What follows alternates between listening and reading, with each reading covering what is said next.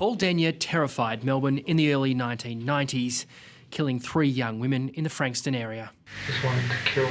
There's been years of anguish for the women's families.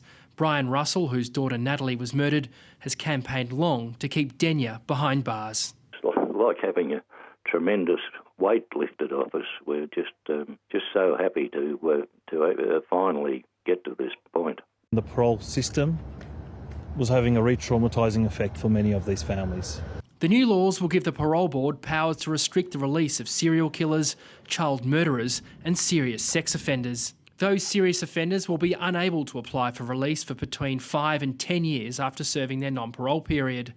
Those serving a life sentence will be banned from reapplying for parole if an application fails.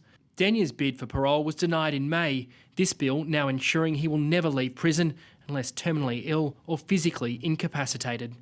The state already has specific laws to keep Hoddle Street killer Julian Knight and Russell Street bomber Craig Minogue in prison, but it sits uncomfortably in some legal circles. It's not the role of the legislature to be intervening in particular cases for whatever purpose.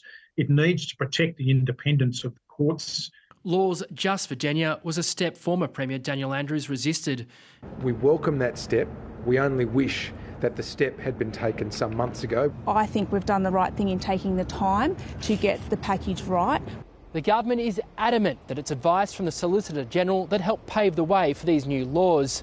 But the backflip is also being heralded as a sign that the new Premier is willing to change tack. Natalie's former boyfriend, David Limbrick, hopes this is the end of a traumatic saga for all the families.